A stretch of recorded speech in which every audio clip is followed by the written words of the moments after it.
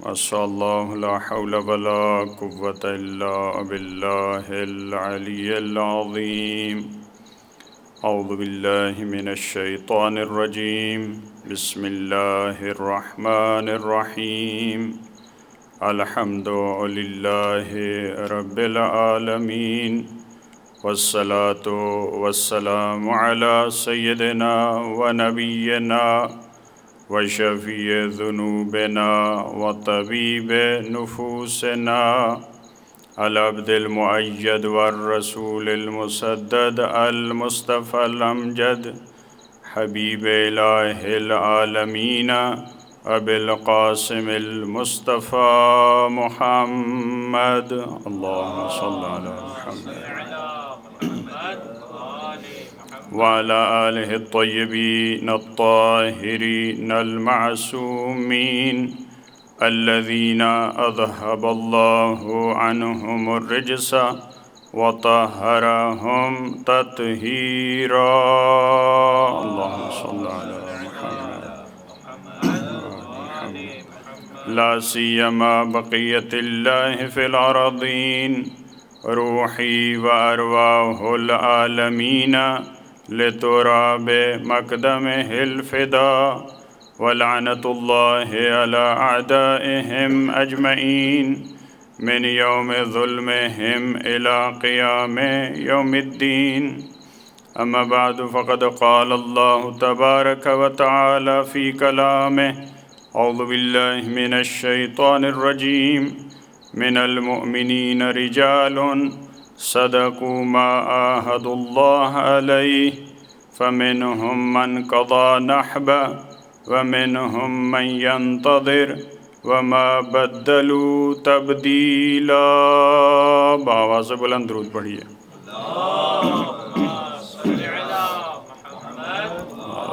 محمد پروردگار عالم اس مغفرت اور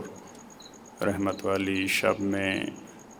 ان لمحات کو اپنی عبادت میں شمار فرمائے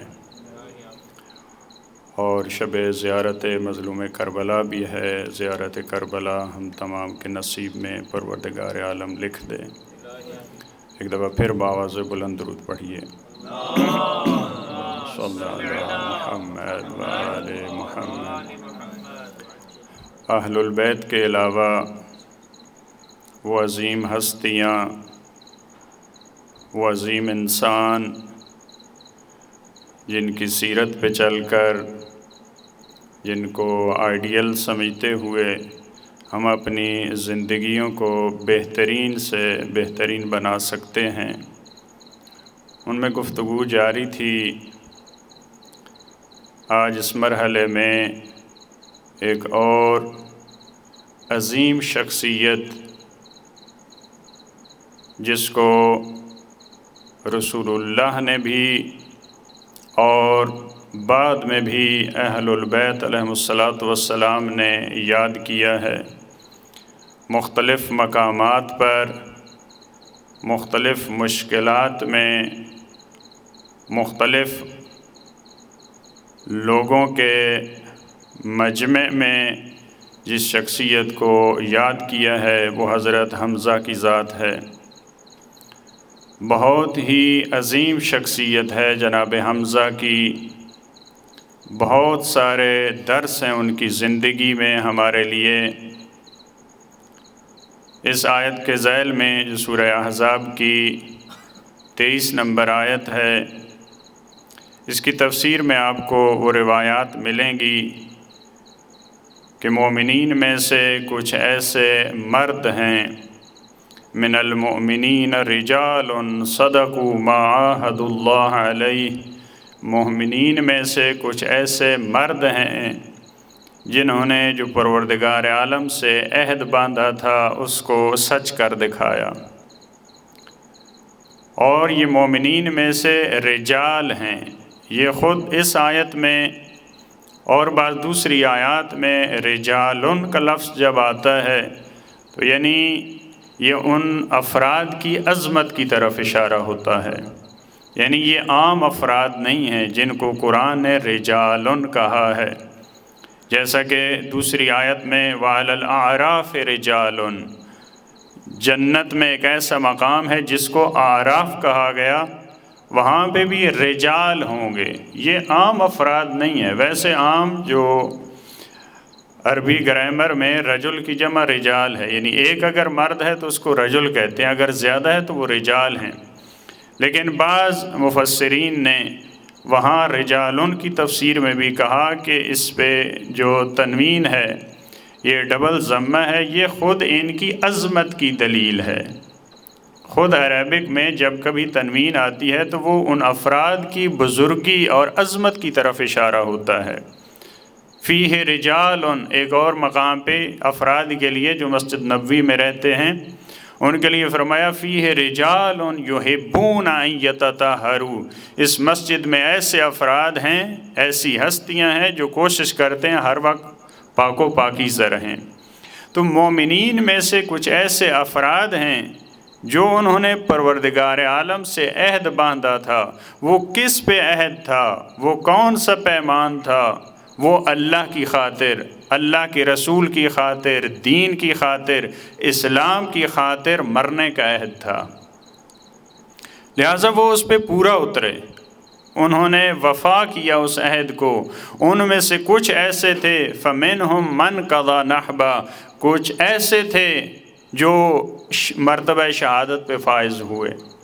روایات کے ضمن میں یہاں پہ موجود ہے کہ وہ افراد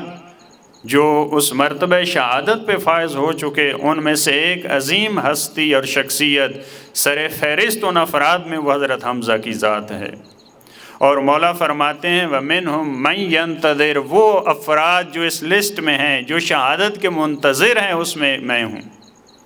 وہ میں ہوں جو منتظر ہوں۔ جس مقام پہ پہنچ چکے حضرت حمزہ، جس مقام پہ، جس رتبہ پہ فائز ہو چکے جناب جعفر جنگ موطا میں، وہ من قضا نحبہ کی منزل ہے، اور جو منتظر ہیں افراد ان میں سے مولا کائنات کی ذات ہے۔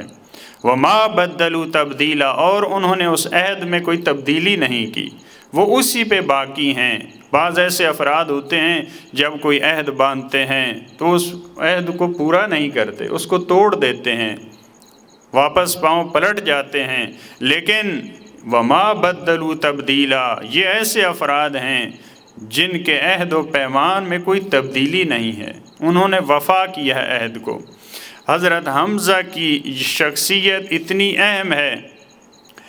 رسول اللہ کی اور اسلام کی جو تاریخ ہے حضرت حمزہ کے اعلان کرنے کے بعد اور اعلان کرنے سے پہلے دو مختلف حصوں میں تقسیم ہے۔ دیکھیں، ایک شخصیت کا، ایک فرد کا اتنا اثر ہے پوری تاریخ اسلام میں۔ بعض ایسے افراد ہوتے ہیں جو اکیلے ایک امت کا کام کرتے ہیں، جیسے حضرت ابراہیم کو قرآن کریم نے کہا کان امتن، ان ابراہیم کان امتن، ایک فرد ہے حضرت ابراہیم، لیکن ایک فرد کتنا کام کرتا ہے؟ کان امتن، ایک امت جتنا کام، جس کی ایک تفسیر یہ ہے کہ ایک امت جتنا کام کرتی ہے۔ بہت سارے افراد مل کے جو کام کرتے ہیں، بعض دفعہ وہ ایک فرد اتنا کام کرتا ہے۔ تو حضرت حمزہ، ان کی بھی ذات ایسی ہے، ان کی شخصیت بھی ایسی ہے جو ان کے کام ہیں۔ لہذا پہلے بھی افراد موجود تھے، دائرہ اسلام میں پہلے بھی افراد تھے، ایسے افراد تھے جنہوں نے اعلان کیا تھا، لیکن اس کے باوجود کفار و مشرکین بہت ساری اذیتیں دیتے تھے، بہت ساری مشکلات کھڑی کرتے تھے رسول اللہ کے لیے بھی اور دوسرے مسلمانوں کے لیے بھی۔ لیکن حضرت حمزہ کے بعد تبدیلی آئی ہے ان حالات میں۔ اس کا مطلب یہ ہے کہ ایک فرد میں اتنی شجاعت ہے، اتنی ہمت ہے، اتنی دینی غیرت موجود ہے، اتنا اسلام کے دفاع کا جذبہ موجود ہے کہ جب انہوں نے اعلان کیا تو اب مشرکین کو سوچنا پڑا کہ ہم نے کوئی قدم اٹھانا ہے تو کیسے اٹھانا ہے۔ لہٰذا اسی ابتدا کی تاریخ میں آپ کو ملے گا کہ ایک دن ابو جہل نے جسارت کی، رسول اللہ کو برا بھلا کہا، گالیاں دیں۔ جناب حمزہ موجود نہیں تھے مکہ میں، شکار کی غرض سے کہیں گئے تھے مکہ سے باہر، جب واپس آئے تو کنیز کسی نے بتایا کہ ابو جہل نے اس طرح اللہ کے رسول کی جسارت کی ہے، ان کو گالیاں دی ہیں۔ دیکھیں جناب حمزہ نے ابھی اعلان نہیں کیا۔ بعض افراد کے بارے میں آپ دیکھ سکتے ہیں اس میں، جیسے حضرت ابو طالب ہیں، حضرت حمزہ، ان افراد نے مختلف مراحل میں اعلان کیا ہے۔ اسی وجہ سے ان میں سے بعض شخصیات کو مومن آل فرعون سے تشبیہ دی گئی ہے۔ یکتم ایمانہ، وہ اپنے ایمان کو چھپاتے تھے اس وقت کے حالات کے مد نظر۔ لہٰذا حضرت حمزہ جب واپس آتے ہیں تو کنیز نے بتایا کہ ابو جہل نے رسول اللہ کی خدمت میں جسارت کی ہے، گالیاں دی ہیں۔ تو حضرت حمزہ کی روٹین تھی، مورخین نے لکھا ہے کہ جب کبھی مکہ سے باہر ہوتے تھے، جب آتے تھے سب سے پہلا جو کام ہوتا تھا وہ خانہ کعبہ کا طواف تھا۔ یعنی یہ اس وقت کی بات ہے جب ابھی اعلان نہیں کیا، سب سے پہلا کام جب طواف کے لیے آئے ہیں تو وہیں جب بتایا کنیز نے تو یہ جو سردار تھے کفر کے، شرک کے، جو بڑے تھے یہ وہیں پہ موجود تھے۔ جناب حمزہ کے پاس جو کمان تھی جس کے لیے شکار کے ساتھ گئے تھے وہ اسی کمان سے آئے اور ابو جہل کے سر میں وہ کمان ماری جس سے اس کا سر زخمی ہو گیا اور خون بہنے لگ گیا۔ یعنی اس سے پہلے لوگوں کو یہ نہیں تھا کہ اس طرح سے رسول اللہ کا کوئی مدافع ہو۔ اتنی بڑی شخصیت جب انہوں نے دیکھا، اب یہاں سے حالات تبدیل ہیں۔ ابو لہب کی اذیتیں وہ بھی کم ہوئیں، کیونکہ بعض مورخین نے یہ بھی لکھا ہے کہ جس طرح ابو جہل رسول اللہ کو اذیت دیتا تھا اسی کا بدلہ جناب حمزہ نے لیا ہے۔ جو کوڑا یا جو چیز بھی ابو جہل نے رسول اللہ پہ پھینکی ہے، حضرت حمزہ نے حکم دیا کہ اسی چیز کو ابو جہل پہ پھینکا جائے اور ابو لہب پہ بھی۔ یعنی جب جناب حمزہ نے اظہار کیا ہے، اسلام کو ظاہر کیا ہے، اعلان کیا ہے میں رسول اللہ کا مدافع ہوں، اس وقت سے پھر حالات تبدیل ہیں۔ اس سے پہلے رسول اللہ کی خدمت میں بھی گستاخیاں ہوتی تھیں، بہت ساری جسارتیں، البتہ اس کے بعد بھی ہے مشکلات کا مرحلہ، لیکن بہت کمی واقع ہوئی ہے۔ حضرت حمزہ نے جب یہ اعلان کیا ہے تو ایک کفار کو بہت بڑا دھچکا لگا ہے کہ یہ اتنی بڑی شخصیت، اتنی بڑی ہستی، یہ اب رسول اللہ کے ساتھ ہیں، لہٰذا اب ہمیں سوچ کر قدم اٹھانا ہوگا۔ اور جب اس گھر میں موجود ہیں بعض مسلمان، وہاں پہ حضرت حمزہ بھی موجود ہیں، ایک فرد جس کی شجاعت کا بعض برادران بہت تذکرہ کرتے ہیں، وہ آئے اور بعض صحابہ جو رسول اللہ کی خدمت میں تھے وہ ڈرے جب آواز سنی کہ فلاں فرد آ رہا ہے، تو بعض افراد نے یہ خطرہ محسوس کیا کہ رسول اللہ کو کوئی نقصان نہ پہنچائے وہ فرد۔ تو جب حضرت حمزہ بھی وہاں موجود ہیں، دیکھیں اب وہ بعض افراد ڈرے ہیں، لیکن حضرت حمزہ کی شجاعت دیکھیں، اور یہ وہ ابھی دور ہے جہاں مسلمان ابھی علل اعلان ایک دوسرے سے نہیں مل سکتے، ابھی مخفی ملتے ہیں، گھروں میں ملاقاتیں ہوتی ہیں، کیونکہ بہت سارے اس میں مستضعفین ہیں، جو غلام ہیں، جو غریب لوگ ہیں، جب پتہ چلتا تو کفار مکہ کو تو ان کو تکلیفیں پہنچاتے تھے بہت زیادہ۔ حضرت حمزہ کے وہاں پہ یہ الفاظ موجود ہیں کہ اس فرد کو آنے دو۔ دیکھیں یہ تمہاری نظر میں یہ شجاع ہے، اس فرد کو آنے دیں، اگر اس کا خیر کا ارادہ ہے تو پھر تو ٹھیک ہے، لیکن اگر یہ کوئی اور ارادہ رکھتا ہوا تو میں اسی کی تلوار سے اس کو قتل کروں گا۔ دیکھیں حضرت حمزہ کی، یعنی اس دور میں بھی جو ابتدائی دور ہے، سختیوں کا دور ہے، مشکلات کا دور ہے، اس میں بھی ایک بہترین شجاع اور غیور فرد، وہ بھی خود خاندان کا، رسول اللہ کے چچا، اور بعض نے جو کہا کہ رسول اللہ کے رضائی جو ہے وہ بھائی بھی ہیں حضرت حمزہ، یعنی اس مقام کی یہ شخصیت جب میدان میں آتے ہیں اور اعلان کرتے ہیں اور رسول اللہ کا ساتھ دیتے ہیں تو لہٰذا فضا بالکل تبدیل ہوتی ہے۔ اس طرح کا یہ اس میں شجاعت میں، غیرت دینی میں بہترین درس ہیں حضرت حمزہ ہمارے لیے۔ یعنی ہم میں سے ہر ایک فرد، دیکھیں اسلام میں اپنے ماحول اور معاشرے میں جو تبدیلی آتی ہے اس میں ہم میں سے ہر ایک فرد کا اس طرح سے کردار ہو کہ ایسا، بعض افراد ایسے ہوتے ہیں کہ جن کا ہونا نہ ہونا برابر ہوتا ہے، وہ ہوں یا نہ ہو کوئی فرق نہیں پڑتا، لیکن ہم میں سے ہر فرد کو اتنا کام ہو کہ ہمارے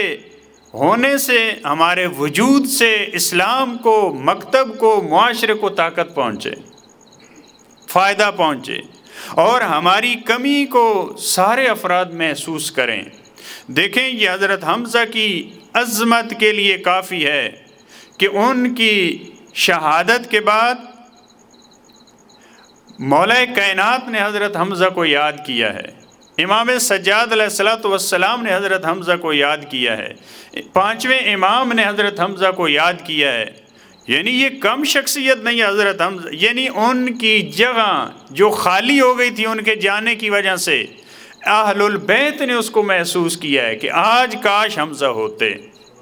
یعنی یہ ایک دیکھیں، ایک مرتبہ ایک معصوم کو یاد کرتا ہے، لیکن ایک مرتبہ ایک معصوم ہستی ہے غیر معصوم کو کہ کاش آج وہ ہوتے۔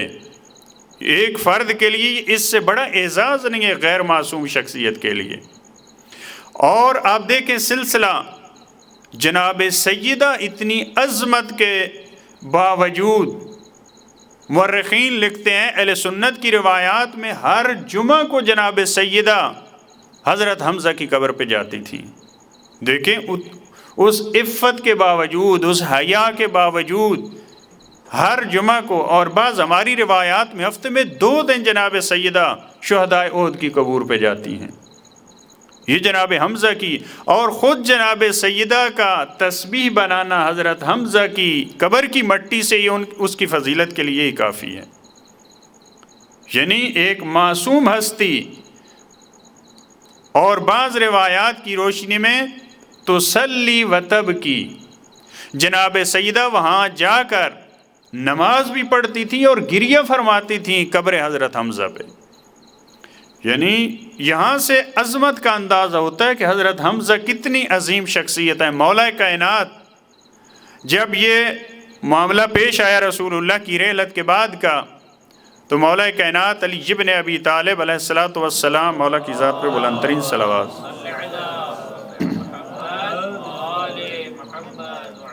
فرماتے ہیں کہ کاش آج چچا حمزہ ہوتے اور بھائی جعفر طیار ہوتے۔ یعنی روایت کا مضمون یہ ہے، یعنی آج وہ اگر 2 شخصیات ہوتی، جو میں نے کہا کہ رسول اللہ کے دور میں بھی حضرت حمزہ تھے، تو تاریخ بدلی ہے،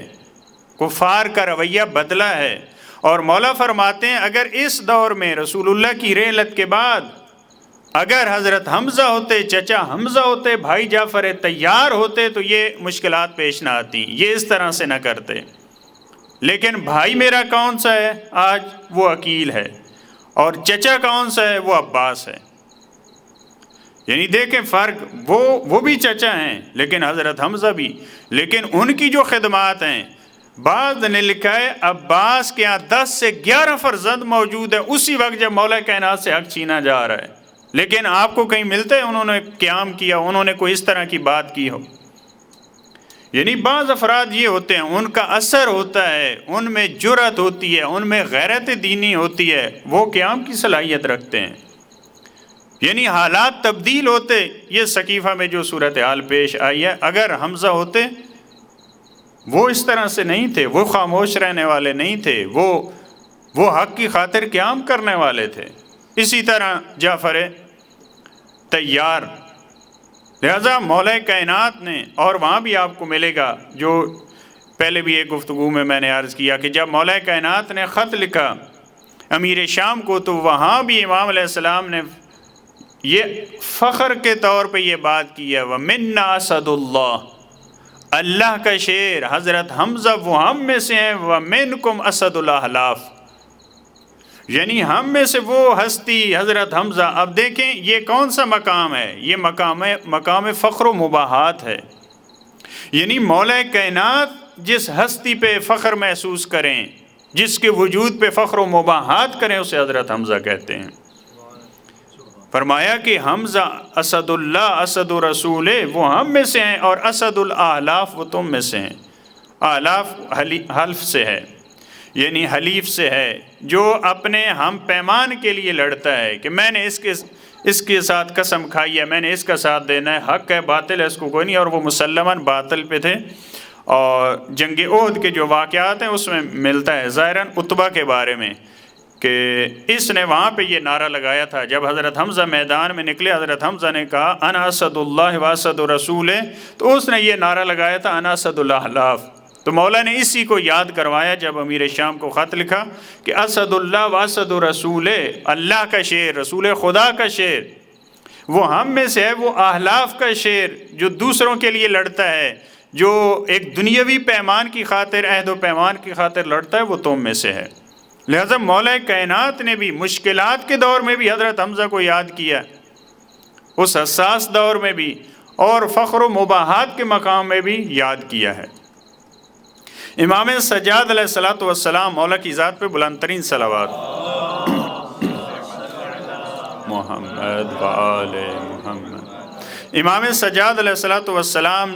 کو جب موقع ملا دمشق میں جو خطبہ دیا امام علیہ السلام نے، وہاں بھی امام علیہ السلام نے دیکھیں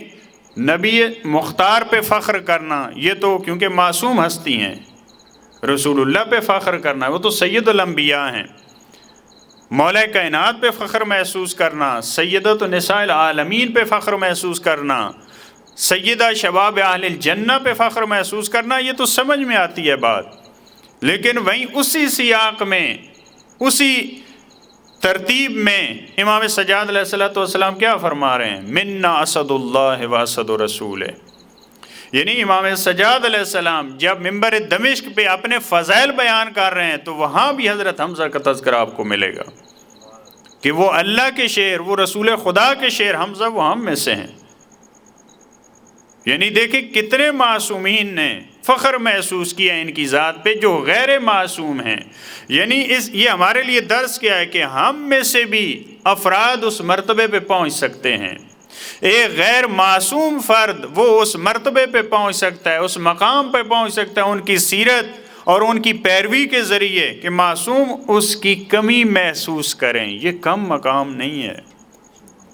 معصوم ہستی کمی محسوس کریں کہ کاش وہ فرد ہوتا، معصوم فخر محسوس کریں کہ یہ ہمارے خاندان کا ہے۔ جو ہم نے عرض کیا تھا گزشتہ گفتگوؤں میں، یہ بعض افراد ہیں جو منزل منا پہ فائز ہوئے ہیں، تو ان میں سے حضرت حمزہ بھی ہیں، منا اسد اللہ و اسد رسول۔ بعض ایسے ہوتے ہیں جو خاندان کے ہوتے ہیں لیکن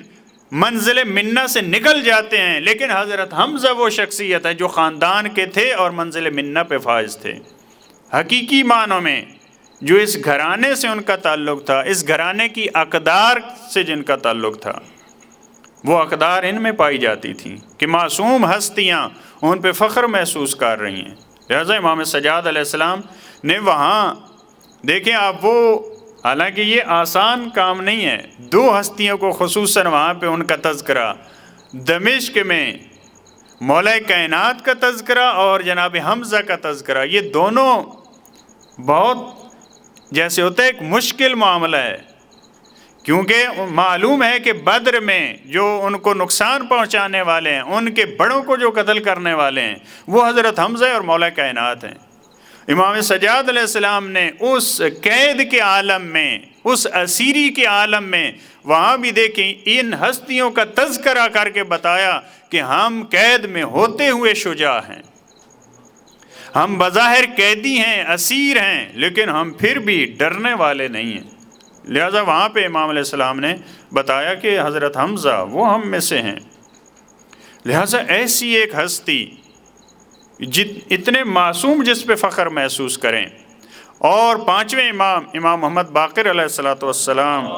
صلی علی محمد، پانچویں امام کے بھی یہ الفاظ موجود ہیں کہ اگر حضرت حمزہ اور جعفر ہوتے تو ان دو افراد نے جہاں تک اس کام کو پہنچایا یہ کام وہاں تک نہ پہنچتا۔ دو افراد نے پہلے دوسرے دور میں جو کیا، اگر یہ دو ہستیاں موجود ہوتی تو اس طرح سے نہ ہوتا۔ یعنی بعض افراد ایسے ہوتے جو میں نے عرض کیا، حضرت حمزہ حضرت ابراہیم کی طرح ایک پوری امت تھے، ایک پوری امت تھے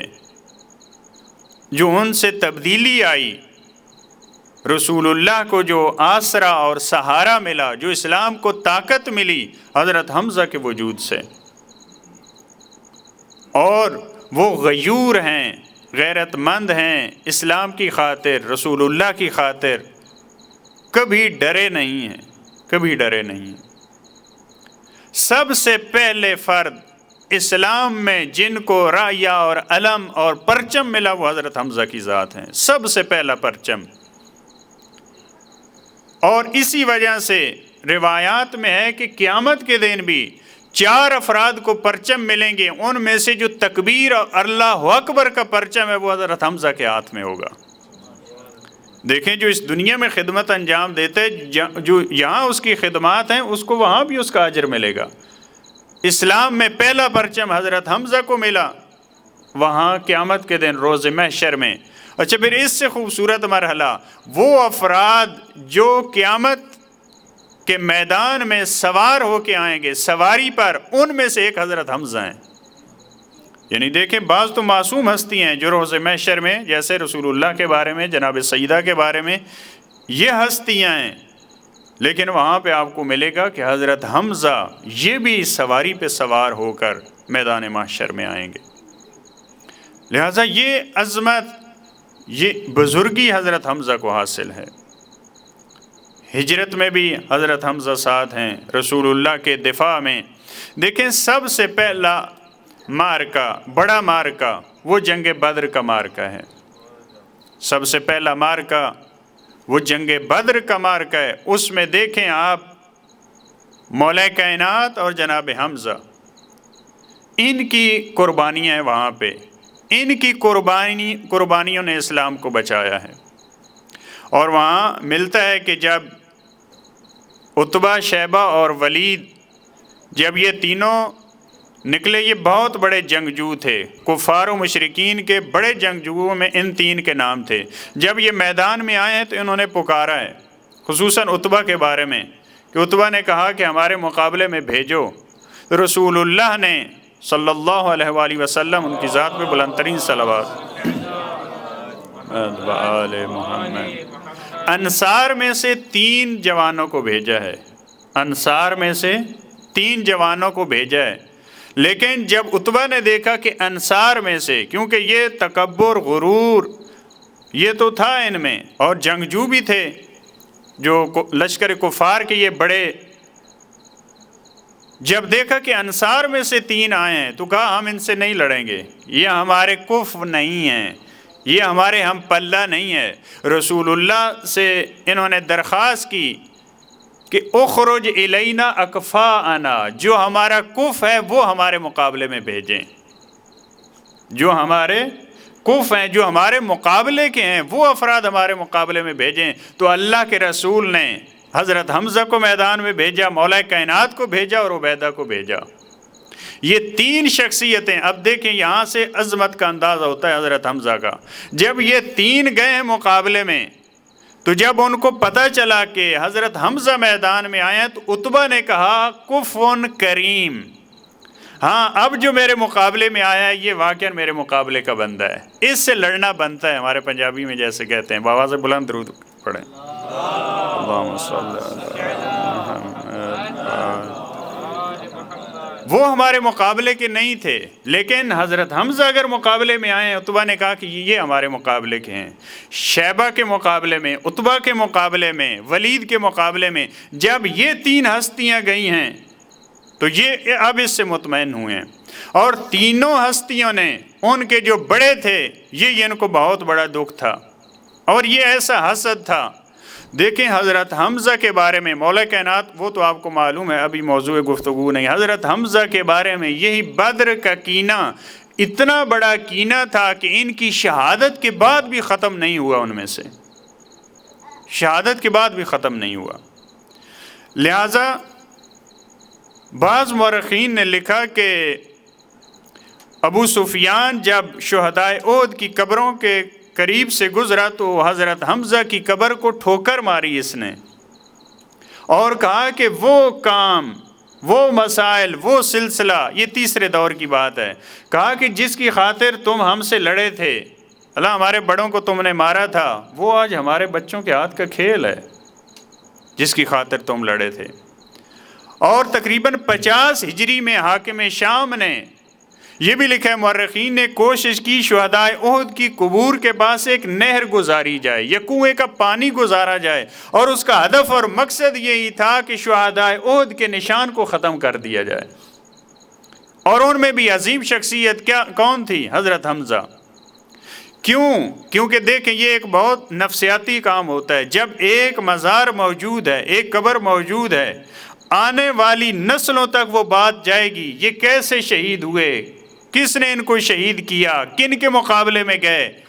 آئندہ نسلوں کے ذہن میں بھی سوال اٹھتے ہیں۔ اور یہ ایک تبلیغ کا بہترین ذریعہ جس کو وہ سمجھ چکے تھے، اور ان کو معلوم تھا کہ حضرت حمزہ کا جب نام آئے گا، جب لوگوں کو یہ پتہ چلے گا کن کے مقابلے میں گئے تھے، کنہوں نے شہید کیا، کس انداز سے اور کس ظلم و بربریت کے ساتھ ان کی شہادت واقع ہوئی، تو ہمارے بڑوں کے راز کھولیں گے، ہمارا اصلی مقام جو ہے وہ لوگوں کو پتہ چلے گا۔ لہٰذا اس کے پیچھے البتہ بعد میں جو لوگوں نے آج وہ کیا وہ بھی اسی سیاست پہ چل رہے ہیں۔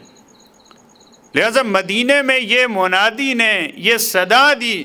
کہ شہدائے احد میں سے ہر ایک کے وارث اپنے شہید کو کسی اور جگہ منتقل کریں، کسی اور جگہ منتقل کریں، یہاں سے ہم پانی گزارنا چاہتے ہیں۔ البتہ وہاں بھی معجزات ہیں، اور یہ اپنے اس میں مشن میں اور ہدف میں مکمل اس میں نہیں پہنچ سکے، اس میں کامیاب نہیں ہو سکے۔ لہٰذا جب بدر کے میدان میں آتے ہیں تو یہی 3 ہستیاں ان 3 کے مقابلے میں گئی ہیں۔ حضرت حمزہ نے بھی اپنے جو مقابلے میں آئے ان کو فی النار کیا، مولا کائنات نے بھی، اور عبیدہ کیونکہ یہ بوڑھے تھے ان کے مقابلے میں جو آیا تھا ان کو بھی انہوں نے زخمی کیا، لیکن بعد میں حضرت حمزہ اور مولا کائنات نے ان کا ساتھ دیا اور ان تینوں کو فی النار کیا۔ لہٰذا حضرت حمزہ کی جو بدر میں شجاعت، البتہ اس سے پہلے بھی ساری تفصیل میں جانے کا نہیں ہے، اس سے پہلے ایک لشکر جو سب سے پہلے حضرت حمزہ کو جس میں علم اور پرچم دیا گیا، وہ کفار اور مشرکین مکہ کا جو ایک کاروان جا رہا تھا اس کو روکنے کے لیے، اور اس میں بھی حضرت حمزہ کا ایک اہم کردار ہے۔ لہٰذا احد کے میدان میں بھی دیکھیں جو معرکے، جو غزوے حضرت حمزہ کی زندگی میں ہیں، ان میں ایک سب سے بڑا کردار مولا کائنات کا اور حضرت حمزہ کا، ان 2 شخصیات کا۔ لہٰذا انہی سے دشمن خائف تھا۔ اور شیخ مفید نے یہ لکھا کہ جو کفار و مشرکین مکہ کی اس خاتون نے، علی نام اس محفل میں ضروری نہیں ہے لینا، جب وحشی کو کہا تھا تو شیخ مفید نے کہا 3 ہستیوں کا اس نے کہا تھا، فقط حضرت حمزہ کا نہیں کہا تھا کہ آپ نے حضرت حمزہ کو نشانہ بنانا ہے، 3 ہستیوں کا اس نے کہا تھا، ایک رسول اللہ، ایک مولا کائنات اور ایک حضرت حمزہ۔ یعنی واقعاً مقام فکر ہے کہ جو لشکر کفر ہے ان کو بھی معلوم ہے کہ اس لشکر میں کام کے یہ 3 افراد ہیں۔ جو لشکر کفر ہے ان کو بھی معلوم ہے کہ یہ 3 ہستیاں ایسی ہیں جو اسلام کا ستون ہیں، جو عمود ہیں اسلام کا۔ لیکن بعض ایسے افراد ہیں جن کو سمجھ نہیں آتا، ان کی سمجھ میں کہ کون سے وہ افراد ہیں جن کی وجہ سے اسلام کی بقا تھی، مسلمانوں کو جس سے ترقی ملی، مسلمانوں کا جنہوں نے دفاع کیا، ان کی مشکلات کو حل کیا۔ لہٰذا اس نے یہی کہا تھا کہ ان 3 میں سے، اور وہاں موجود ہے کہ اس نے کہا کہ رسول اللہ ان کے قریب تو میں نہیں جا سکتا، کیونکہ رسول اللہ صحابہ کے جرمٹ میں ہوتے ہیں، وہ تو وہاں اتنا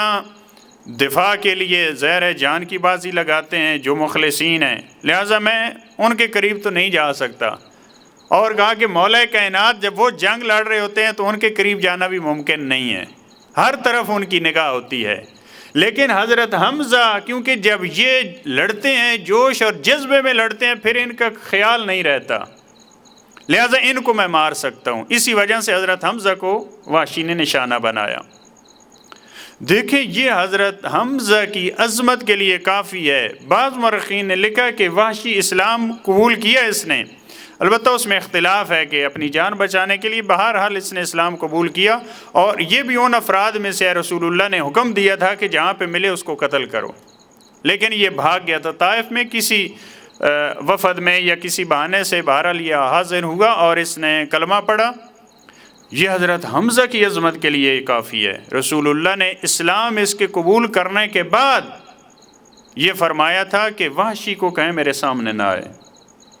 اگرچہ اس کے اسلام کو ہم قبول کرتے ہیں، لیکن یہ اور خود یہ وحشی کہتا ہے کہ میں جب مدینہ میں رہتا تھا تو میں کوشش کرتا تھا کہ جب رسول اللہ کہیں سے آ رہے ہوں میں اپنے آپ کو مخفی کر لیتا تھا۔ یعنی اتنی عظمت اور اتنی مظلومیت کی شہادت تھی حضرت حمزہ کی، لہذا دشمن کی آنکھوں کا کانٹا اس دور میں بھی جب زندہ تھے، اور جیسا کہ میں نے عرض کیا وہ شہادت کے بعد بھی ایسے ہی ہیں۔ بعض محققین نے، موجودہ محققین نے لکھا کہ حضرت حمزہ کی جو اتنی بڑی فضیلت ہے اس کا ایک راز شہادت سے ایک شب پہلے رسول اللہ نے حضرت حمزہ کو بلایا ہے اور ان کو بتایا ہے کہ چچا جان کل آپ کی شہادت ہے، کل آپ لقائے خدا کے مقام پہ فائز ہو جائیں گے، تو میں کچھ راز اور کچھ باتیں تمہیں بتانا چاہتا ہوں۔ تو حضرت حمزہ کی آنکھوں میں آنسو تھے، کہا یا رسول اللہ بتائیں وہ معارف، وہ چیزیں۔ رسول اللہ نے شہادتین، اپنی رسالت کی گواہی، اور وہاں پہ امیر المؤمنین علی ابن ابی طالب کی امامت اور ولایت کی گواہی وہ بھی حضرت حمزہ سے لی ہے۔ بعد کے جو ائمہ اہل البیت ہیں ان کی امامت کی گواہی وہ بھی حضرت حمزہ سے لی ہے، اور بغیر کسی اعتراض کے، بغیر کسی سوال کے، سر تسلیم خم حضرت حمزہ نے وہ قبول کیا ہے سارے مراحل کو۔ بعض نے کہا کہ اس وجہ سے حضرت حمزہ کی، حالانکہ دیکھیں حضرت حمزہ بزرگ ہیں، رسول اللہ سے بھی سن میں بڑے ہیں، مولا کائنات سے بڑے ہیں، لیکن جب رسول اللہ کی رسالت کی گواہی، مولا کائنات کی امامت کی گواہی، جناب حسنین کی امامت کی گواہی کی بات آئی تو وہاں سر تسلیم خم ہے۔ ایک چیز جو ان تمام ہستیاں جن کی گفتگو ہوئی ان میں سے ایک مشترک چیز جو ملتی ہے وہ ان کا ان ہستیوں کے سامنے سر تسلیم ہونا، سر جھکا دینا، جیسے انہوں نے کہا ایسے ہی کرنے پہ وہ آمادہ اور تیار ہے۔ لہذا ان تمام مراحل میں کہا میں اس کو قبول کرتا ہوں، بتا دیا رسول اللہ نے۔ اور دیکھیں احد میں حضرت حمزہ سے ایک فرد نے یہ کہا تھا کہ آپ جو پہلے والے زندگی کے آپ کے مراحل ہیں اس میں بڑی احتیاط سے کام لیتے تھے، آج احد میں جیسے آپ لڑ رہے ہیں اس طرح تو آپ پہلے کبھی اس طرح سے نہیں لڑے، آپ احتیاط کرتے تھے۔ تو حضرت حمزہ نے جواب دیا اس دور میں زندگی کو بہت کچھ سمجھتا تھا کہ جو کچھ ہے یہ زندگی ہے، اب یہ جب رسول اللہ نے یہ معرفت کے دریا، میں اپنے الفاظ میں اس کو بیان کر رہا ہوں، یہ جو میری طرف کھولے ہیں، اب مجھے اس دنیا کی کوئی حیثیت نہیں رہی، اب میں چاہتا ہوں کہ لقائے پروردگار پہ فائز ہوں۔ لہٰذا آج وہ کوئی احتیاط، اور یہ حضرت حمزہ کی خصوصیات میں نے کہیں اور نہیں دیکھا کہ اپنی جنگ کے دوران حضرت حمزہ یا سینے پہ یا سر پہ جو خود ہوتا تھا اس پہ ایک خاص پر باندھا کرتے تھے جس سے معلوم ہو کہ میں حمزہ ہوں۔ دیکھیں یہ اب میدان جنگ میں یہ بتانا کہ میں ادھر ہوں میرے مقابلے میں آؤ، اور وہ ایک مرحلہ کہ لوگوں کا چھپ جانا اور فرار کر جانا، یہ منزلیں برابر نہیں ہیں۔ حضرت حمزہ وہ ایک پر باندھتے تھے اپنے سر پہ یا سینے پہ، لہذا بعض جو نہیں جانتے تھے انہوں نے بدر کے بعد، بدر کے اسیروں میں جب آئے تو انہوں نے کہا تھا، ایک دوسرے سے پوچھا تھا وہ فرد جس نے سینے پہ پر باندھا تھا جس نے ہمیں بہت بڑا نقصان پہنچایا وہ کون تھا؟ تو انہوں نے کہا وہ حضرت حمزہ تھے۔ یعنی اتنی بڑی طاقت کے مالک، اتنی شجاعت، لیکن یہ شجاعت کب کام کی ہے؟ جب یہ اسلام کے کام آئے، جب یہ توانائیاں اسلام کے کام آئیں، جب یہ ساری استعداد جو ہم میں موجود ہے اگر یہ اسلام کے کام آئے، مکتب کے کام آئے تو پھر یہ بہت اچھی ہے، پھر یہ توانائیاں بہت اچھی ہیں، پھر ان کا فائدہ ہے، پھر ان صلاحیتوں کا، پھر اس ذہانت کا، پھر ان چیزوں کا بہت فائدہ ہے۔ لیکن وہی توانائیاں، وہی طاقتیں جو کفر میں خرچ ہوئیں، ان کے مقابل میں ایسے افراد موجود تھے جو شجاع تھے، لیکن ان کا کوئی تذکرہ نہیں ہے، اس کی کوئی قدر نہیں ہے، کوئی ویلیو نہیں ہے، کیونکہ وہ خدا کے لیے خرچ نہیں ہوئی۔ وہ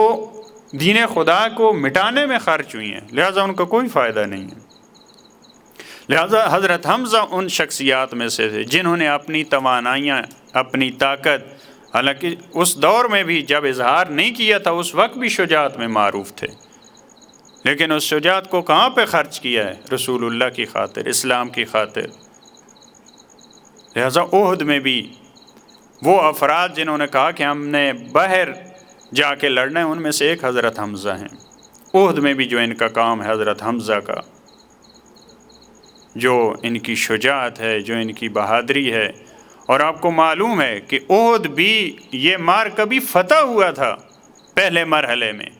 فتح ہوا ہے یہ مارکہ، لیکن وہ لشکر، وہ افراد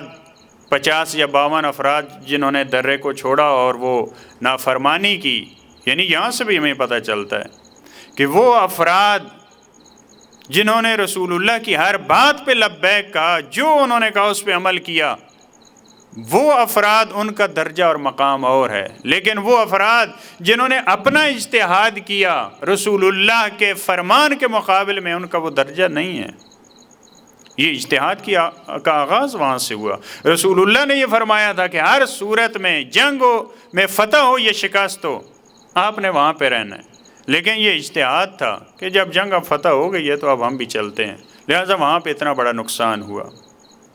حضرت حمزہ جیسی اور بعض مواقع پہ اہل البیت نے اس کو بھی یاد کیا ہے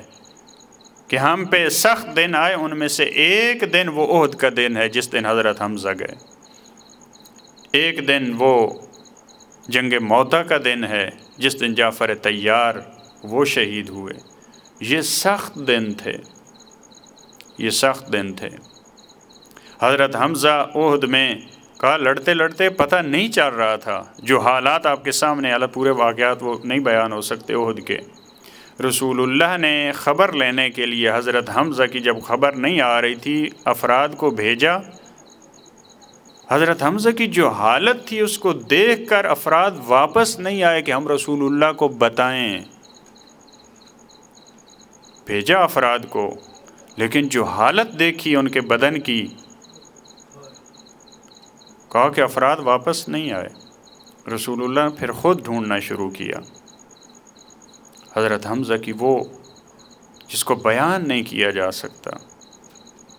اسی وجہ سے اس خاتون کو کہا جاتا ہے عاقلۃ الاکباد،